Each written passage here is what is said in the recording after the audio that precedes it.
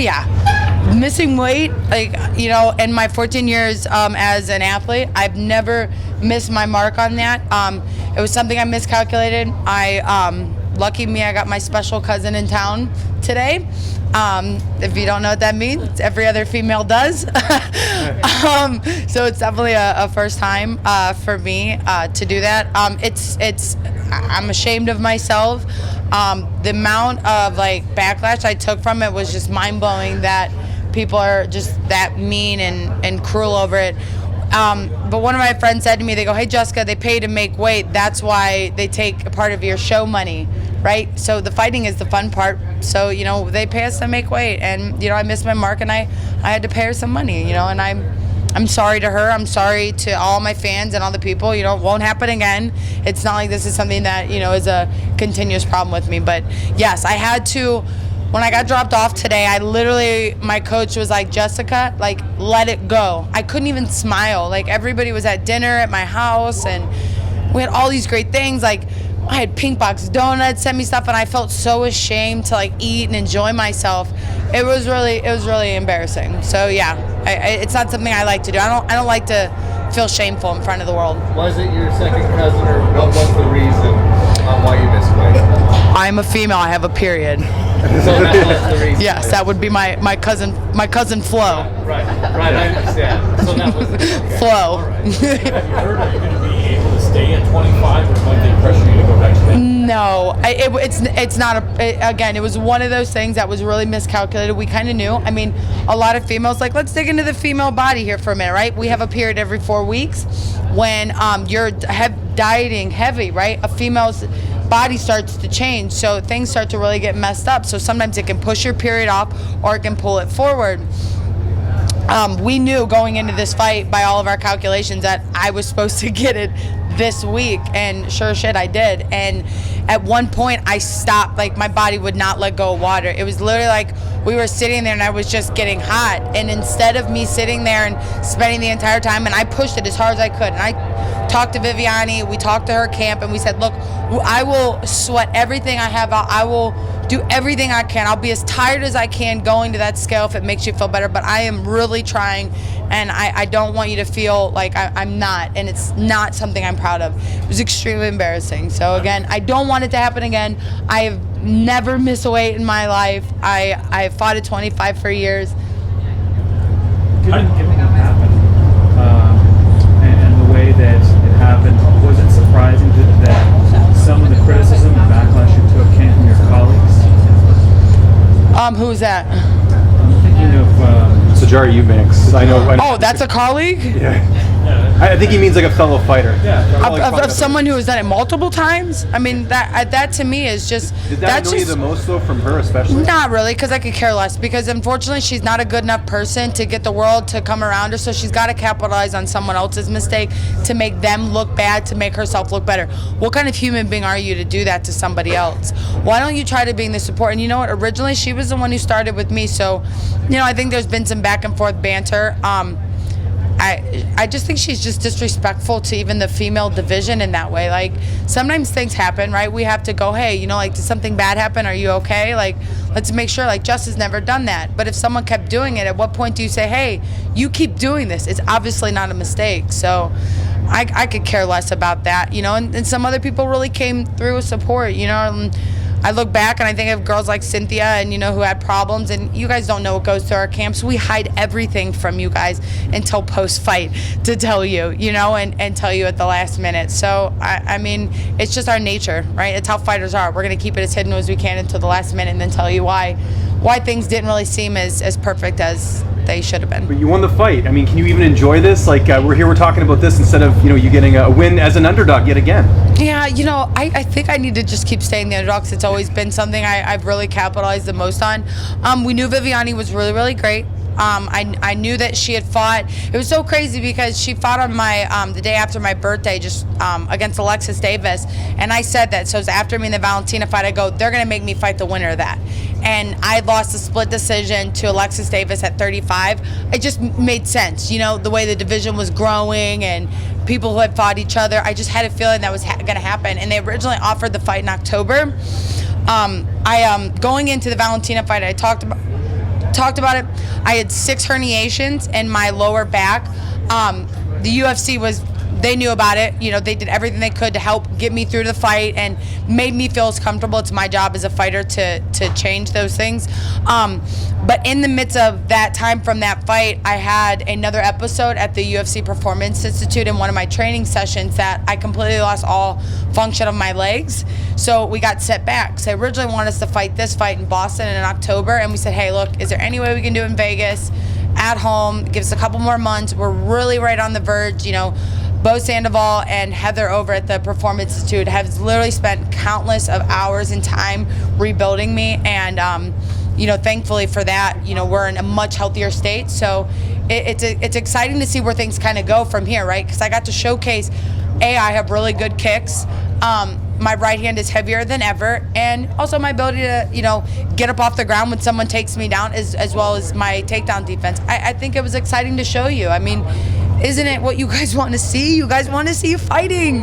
You don't want to just see quick finishes. You want to see a showcase of 2 talents, right? Like, if a football game was just throwing the ball back and forth, would you really enjoy it? You want to see the hits. You want to see the adversity. So I gave you adversity, and I came out on top. Having Puna won earlier in the night, your teammate, did that even register with you in the fight, him getting a victory? Absolutely. It was awesome. Two Las Vegas natives from Extreme, like, coming in to here, right? That was incredible, right? Like, what a great way to start the card. And, you know, it makes Eric Nixick feel incredible, and Gray and all those guys who work really well with us, Ray and Nate, those guys are great. You know, it's very enjoyable for them.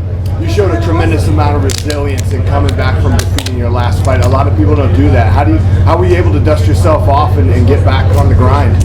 If there's anything I can do with my ability to have a microphone in this world, is to teach people things, you know, teach them something about themselves as well as teaching myself. But being resilient is not what our society is about anymore. It's about beating people down, or, hey, how can we capitalize on saying the worst possible thing about it? The only way that I could feel that I could really be a change in the world, as well as in myself, is by doing the things I didn't want to do. So even on days that I felt like absolute crap, I was like, hey, make that post, make that positive post, show people how strong you are. And there was somebody once said to me, how did you become strong, Jess? And I said, well, I just faked it. And then one day I just realized I was strong because every single day I told myself I'm strong and I'm badass. The other thing is, when somebody's coming back from a defeat like that, we've seen people come in there and fight a little bit safe, a little bit careful. You did not do that. I feel that was the X factor. You came out and you fought really tough. Yeah, we've been really learning how to, like, pop ourselves into 6th gear and really, like, push the pressure and just utilize that.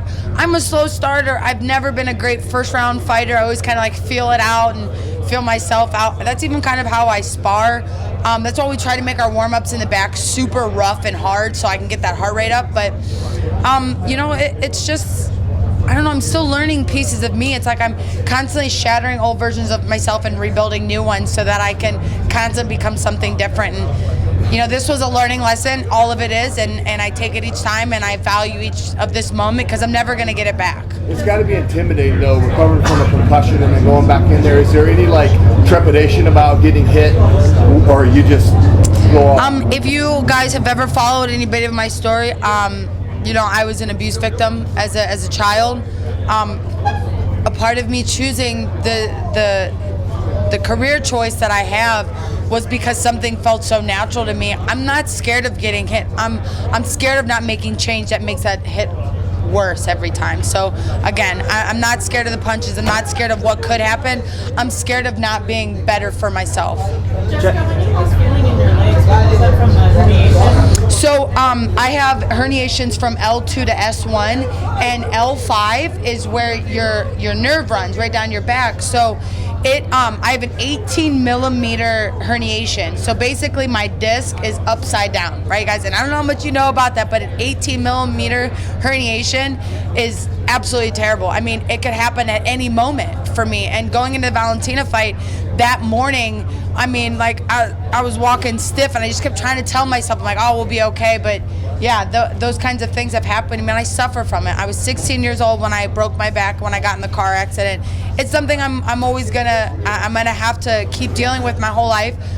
I thankfully moved to Las Vegas with the Performance Institute, that they are on top of it. Like Bo, Sandoval, and Heather, I love you guys. You're the greatest. They really did great job. So no fear for you right now of something happening with it, like slipping or anything like that? Oh my God, no, you kidding me? It's always there. It's always there. I don't wear high heels very often, and if I do, I gotta make sure they're really nice shoes.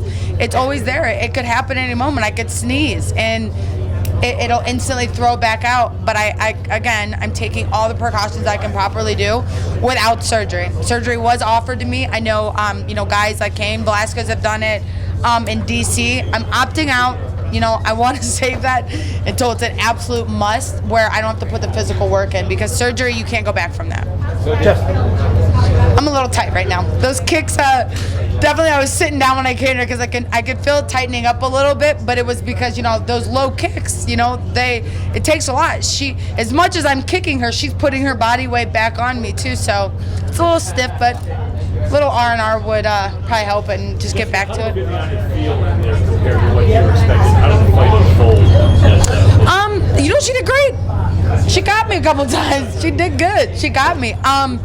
But she did exactly what we knew she was gonna do. Is that she would gas out. I'd get a couple good hard shots from her, but then she would fall back on that. And I also think that constant low kick really stopped that pressure moving forward. I watched one of my old fights against a girl I fought against, Jennifer Scott, and she was kind of a similar fighter. And the whole fight, I was just chopping her down, and that in my head right before the fight's like, if I chop her down, those punches aren't gonna hurt. You know what I mean? They're not gonna be as heavy. And as the rounds started to go on, I could feel them starting to come back. But she's a tough little thing, man. She was holding on real tight, So we're fighters. We're the best in the world. We're here. Like, there's literally tiny little fractions of differences between each one of us, and that showcased why she's where she is and why she's one of the best, and also why I'm one of the best in the world. And I will have a title around my waist.